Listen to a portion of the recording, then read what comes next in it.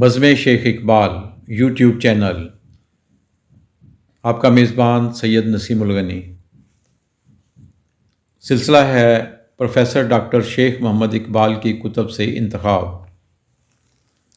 کتاب کا نام ہے کب رات بسر ہوگی۔ آج کے مضمون کا عنوان ہے مجھے اے زندگی دیوانہ کر دے۔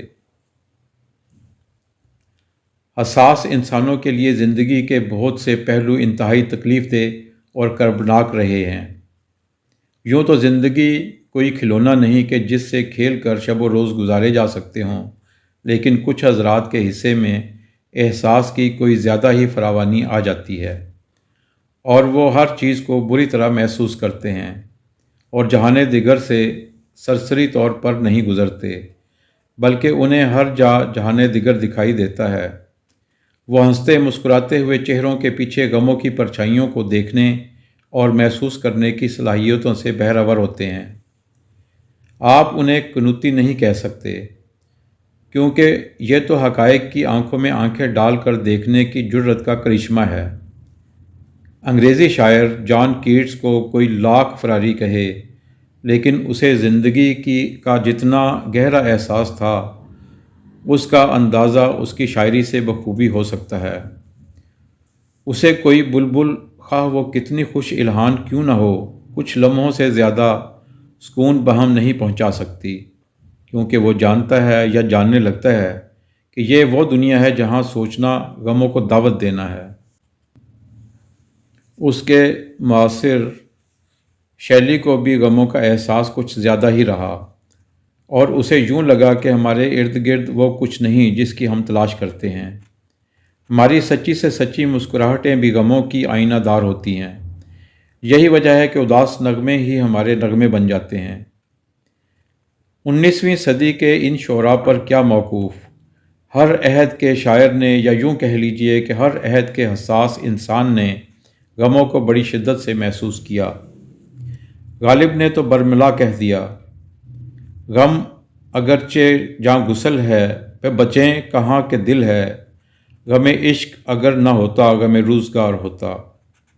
گویا غم سے کسی کو رستگاری حاصل ہو ہی نہیں سکتی، لیکن اگر آپ لمحہ موجود میں اپنے ارد گرد نظر ڈالیں تو آپ کیسا محسوس کرتے ہیں؟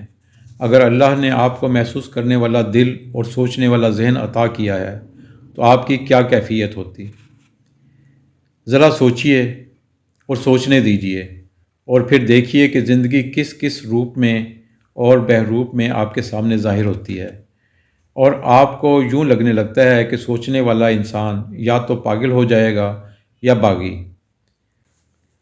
حقیقت یہ ہے کہ ہمارا ماحول، ہمارا معاشرہ، ہمارا گرد و پیش عجیب صورتحال سے دوچار ہے۔ ایسا لگتا ہے کہ کوئی اعلیٰ قدر باقی ہی نہیں رہی۔ جو کچھ کہا جاتا ہے یا تو وہ زیب داستاں ہوتا ہے یا محض دل کے خوش رکھنے کا ایک بہانہ۔ مجھے کبھی کبھی ایسا لگنے لگتا ہے کہ انسانی اقدار بالکل دم توڑتی چلی جا رہی ہیں، کسی میں سچ بولنے اور سچ سننے کی قوت باقی نہیں نظر آتی۔ زندگی کے کسی پہلو کو لے لیجئے، کسی شعبے پر نظر ڈال لیجئے، یوں محسوس ہوتا ہے کہ ہم نے جھوٹ اور ریاکاری کو اپنا اوڑھنا بچھونا بنا لیا ہے۔ مذہب اسلام ہی لے لیجئے، ہم میں سے کتنے ہیں جو روح اسلام کے سچ کو برداشت کرنے کے لیے تیار ہیں؟ آقائے نامدار صلی اللہ علیہ وآلہ وسلم فتح مکہ کے موقع پر جب شہر میں داخل ہوتے ہیں تو کہہ دیتے ہیں کہ آج کسی کے لیے خوف زدہ ہونے کی گنجائش نہیں۔ ہم جو اس عظیم ترین ہستی کے ماننے والے ہیں، وہ درگزر سے اس طرح عاری ہیں جیسے ہمارا اس کے اخلاق حسنہ سے کوئی تعلق ہی نہیں۔ جس کی عقیدت و محبت کا ہم دم بھرتے ہیں، عشق رسول صلی اللہ علیہ وآلہ وسلم پر ہم جان لٹانے کے لیے تیار ہیں، لیکن اسوہ رسول صلی اللہ علیہ وآلہ وسلم کی پیروی ہمیں منظور نہیں۔ کسی ایک پہلو کی پیروی بھی دیکھنے یا سننے میں نہیں آتی۔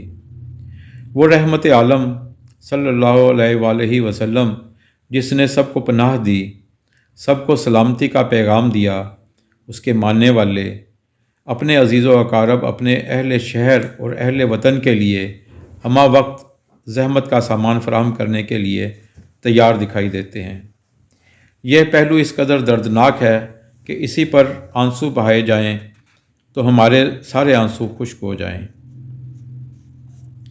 ہم جمہوریت، مساوات اور سماجی انصاف کا جتنا راگ الاپتے ہیں، اسے سن سن کر سماعتیں گنگ ہو گئی ہیں، لیکن اپنے ارد گرد نظر ڈالیے تو بھینس اسی کی ہوگی جس کے ہاتھ میں لاٹھی ہوگی۔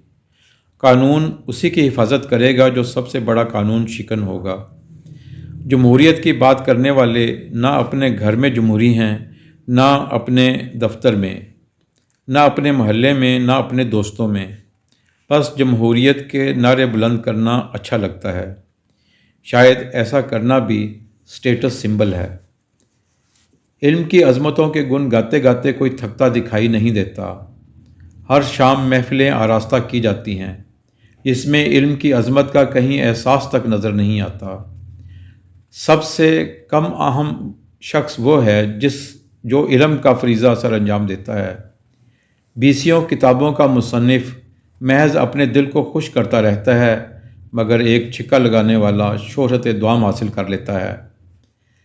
علم و ادب میں اپنے شب و روز گزارنے والا شخص اپنے چند شاگردوں سے داد و تحسین حاصل سمیٹ سکتا ہو تو سمیٹ لے، لیکن پردہ سیمی پر نمودار ہونے والا خوش قسمت عوام الناس کے دلوں کی دھڑکن ہوتا ہے۔ وہ شخص جو ساری زندگی عوام الناس کی فلاح و بہبود میں صرف کر دیتا ہے، کبھی کبھار تعریف و توصیف کے چند کلمات سن لے، لیکن وہ شخص جو میدان سیاست میں قدم رکھ دیتا ہے، رات ہی رات میں قوم کا ہیرو ٹھہرتا ہے۔ آپ ہی بتائیے، آپ ہی فیصلہ کیجئے کہ اس صورتحال میں کوئی صاحب فہم و ذکا اور صاحب علم کس طرح اعلیٰ اقدار کا پرچار کرنے کی جرت کر سکتا ہے، اور اگر کرے بھی تو اسے سننے کے لیے کون تیار ہوگا؟ ہاں، ایسا ممکن ہے کہ اعلیٰ اقدار کے بیان سے اپنی فصاحت و بلاغت کے جوہر دکھانے کے لیے کوئی ایسا کرتا رہے، اور کوئی محض وقت گزارنے کے لیے اسے سنتا رہے۔ اس صورتحال میں احساس رکھنے والا شخص کس ذہنی کرب کا شکار ہوتا ہے، اس کا اندازہ لگانا چندہ دشوار نہیں۔ اگر ایسا شخص عملی طور پر خودکشی نہیں کرتا تو ذہنی خودکشی ضرور کر لیتا ہے، اور اس کی خودکشی دراصل شعور اور وجدان کی خودکشی ہوتی ہے۔ ہماری قوم نے انتہائی خوبصورت اور دل فریب نعرے گھڑ رکھے ہیں، جس میں سے ایک نعرہ احترام آدمیت ہے، لیکن احترام آدمیت کی دھجیاں جس گھنونے انداز میں آج اڑائی جا رہی ہیں، اس کا تصور ہی انتہائی بھیانک ہے۔ جو شخص کمزور ہے، بے ذرائع ہے، اس کا کوئی پرسان حال نہیں۔ اگر یہ منظر دیکھنا ہو تو کسی اسپتال میں چلے جائیے، کسی تعلیمی ادارے کا رخ کر لیجئے، کسی مل اور فیکٹری میں تشریف لے جائیں۔ جہاں جائیں وہاں غربت اور اسرت رینگتی ہوئی دکھائی دے گی، جس پر دناتی ہوئی دولت، کچلتی ہوئی عیش و عشرت خوفناک منظر پیش کرتی ہے۔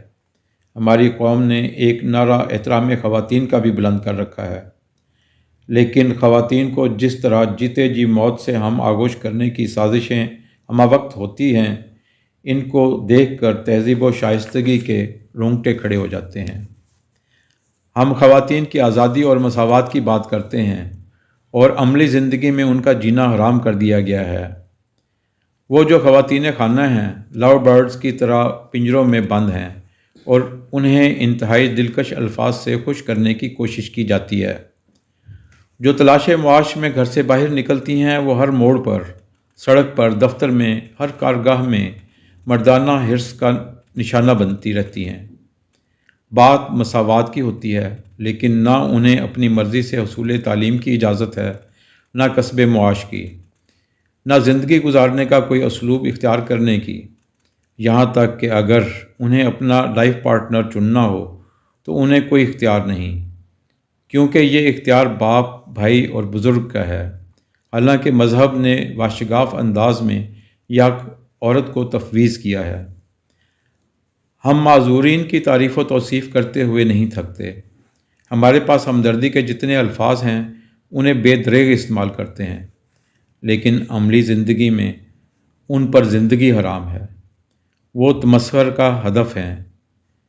فلاں لڑکی لنگڑاتی ہے، اسے کون رفیق حیات بنائے گا؟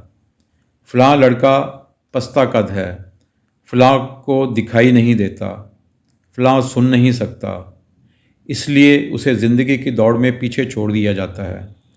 تراہم کے جملے اس کے کشکول زندگی میں ڈال کر قومی فریضہ سے سبکدوشی کا احساس لے کر ہر کوئی مطمئن دکھائی دیتا ہے۔